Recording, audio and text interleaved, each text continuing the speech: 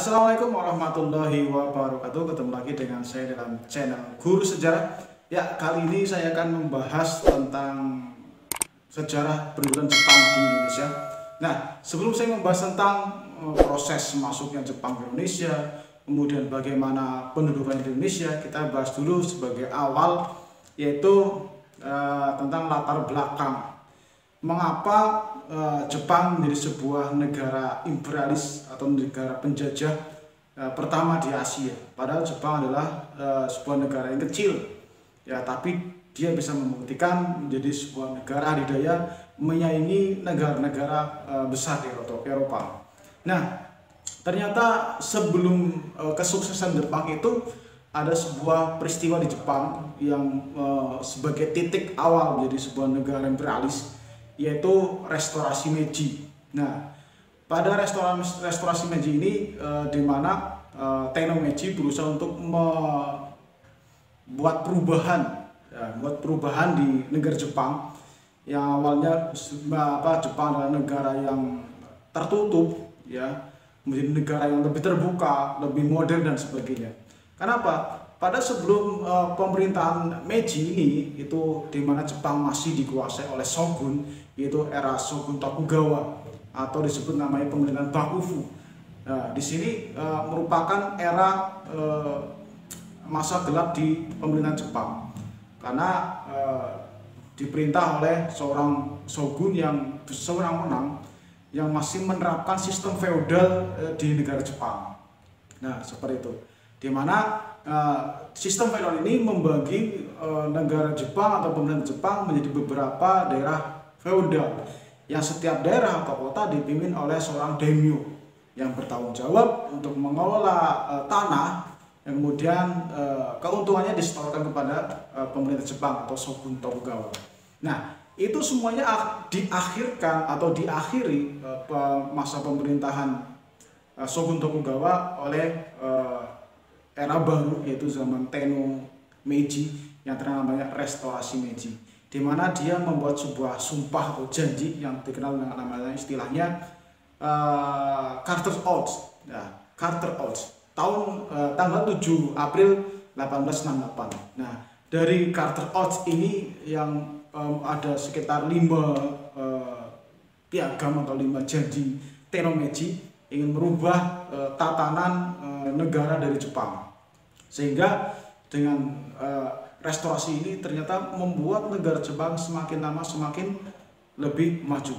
Nah, puncaknya yaitu ketika Jepang dikuasai oleh Kaisar Hirohito dan menerapkan sistem imperialis pertama oleh Perdana Menteri Tanaka yang disukseskan atau dilaksanakan oleh Hideki Tojo.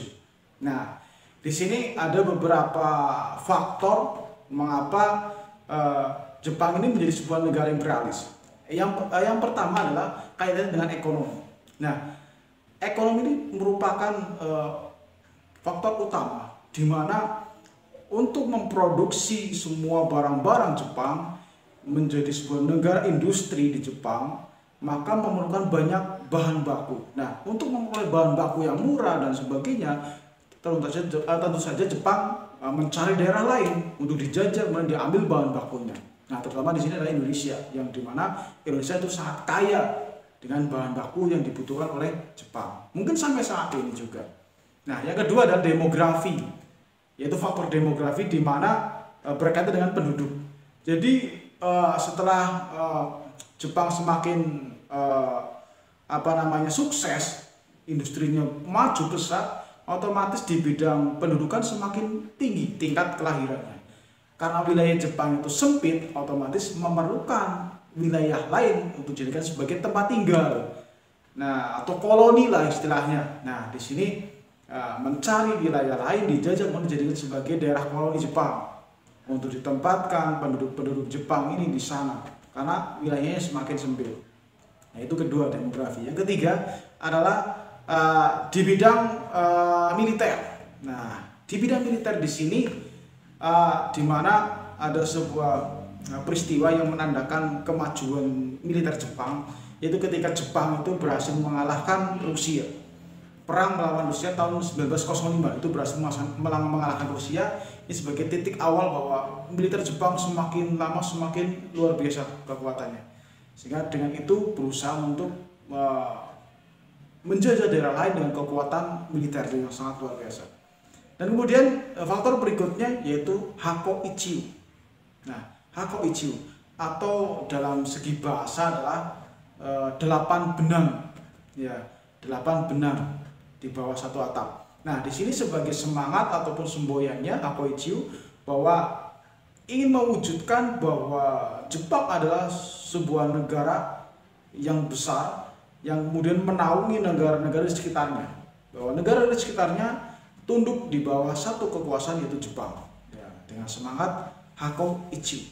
Nah, itu sebagai faktor mengapa Jepang menjadi negara imperialis pada saat itu. Kemudian yang berikutnya, ini sudah ada kaitannya dengan Indonesia. Jadi ketika sebelum Jepang melakukan penjajahan sampai ke Indonesia, ternyata Indonesia pada saat dijajah oleh Belanda, Indonesia sudah mengalami istilahnya ada hubungan antara Jepang dengan Indonesia pada saat Belanda masih menjajah di Indonesia. Kenapa? Karena ada hubungan baik politik maupun ekonomi, terutama ekonomi, di mana Jepang itu menerapkan sistem politik dumping dalam ekonominya, di mana Jepang itu menjual barang-barang dengan kualitas bagus, kemudian dijual di luar negeri dengan harga yang sangat murah, ya, sehingga berusaha untuk menguasai pasar internasional, terutama di sini Indonesia, terutama sebagai sasaran untuk pasarnya, ya, sehingga terjadi perdagangan antara Indonesia dengan Jepang. Nah, ini dimanfaatkan oleh kedua-duanya sebelahnya, ya. Indonesia sendiri mengadakan hubungan dengan Jepang, berkeinginan bahwa suatu saat Jepang dapat membantu Indonesia untuk membebaskan Indonesia dari penjajahan Belanda. Nah, itu ini harapan dari Indonesia. Tokoh-tokoh nasional seperti Soekarno, Hatta dan teman-temannya berharap Jepang bisa membantu Indonesia membebaskan Indonesia dari penjajahan Belanda. Nah, yang kedua, ini dimanfaatkan juga oleh Jepang, di mana Jepang berusaha untuk menarik simpati negara-negara di Asia Tenggara terutama, bahwa ini dimanfaatkan untuk berusaha menerapkan pengaruhnya sehingga akhirnya dapat menguasai negara-negara di Asia Tenggara. Nah, ternyata ada tujuan di dalamnya hubungan antara Indonesia dan Belanda. Nah, itu ternyata ada hubungannya di situ. Nah, kemudian ini kita bahas berikutnya tentang proses masuknya Jepang ke Indonesia. Nah, ini ada hal menarik di mana ada kaitannya dengan Perang Dunia II tahun 1942. Jadi sebelum Jepang itu melancarkan niatnya menguasai negara-negara di Asia Tenggara, terutama Indonesia, Jepang itu langkah pertama adalah apa yang lakukan? Yaitu menyerang pangkalan militer Amerika Serikat di Hawaii, yaitu Pearl Harbor. Nah, tepatnya tanggal 7 Desember 1941. Itu menyerang pangkalan militer Amerika Serikat di Hawaii.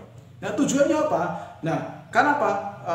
Apabila Jepang itu langsung menyerang Indonesia ataupun Asia, tidak mengalahkan pangkalan militer Amerika Serikat, otomatis akan menjadi ganjala, jadi ancaman bagi Jepang.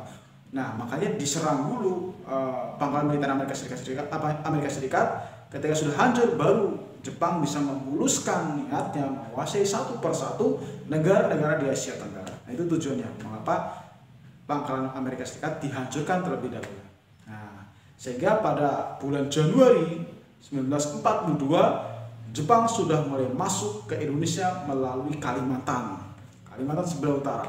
Dari Sarawak, Malaysia ke Kalimantan Timur, kemudian akhirnya menyebar ke Balikpapan sampai menuju ke Sumatera, ya, di Sumatera. Kemudian akhirnya tanggal 5 Maret 1942 berhasil mendarat di Banten.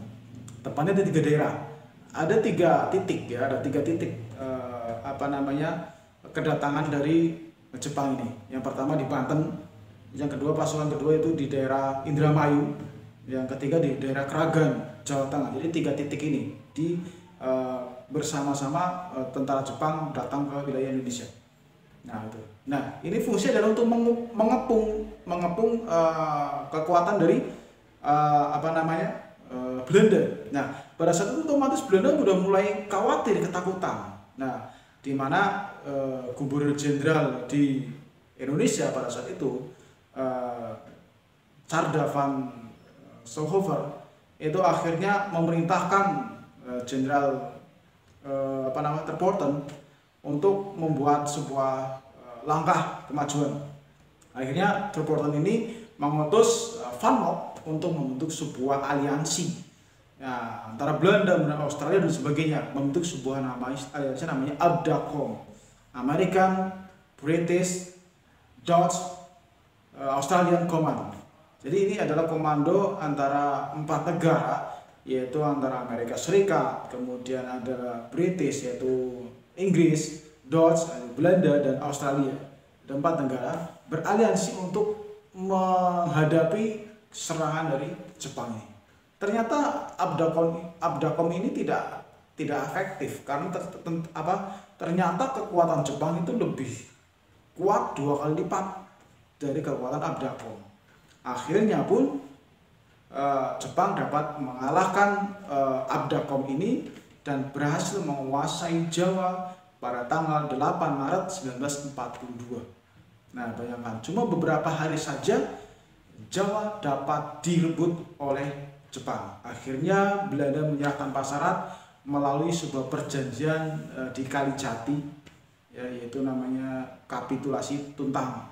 Nah, melalui kapitulasi Tuntang ini akhirnya Belanda menyerahkan Pulau Jawa ke Jepang. Nah, secara resmi otomatis Jepang sudah mulai berusaha masuk ke Jawa dan menguasai di Jawa.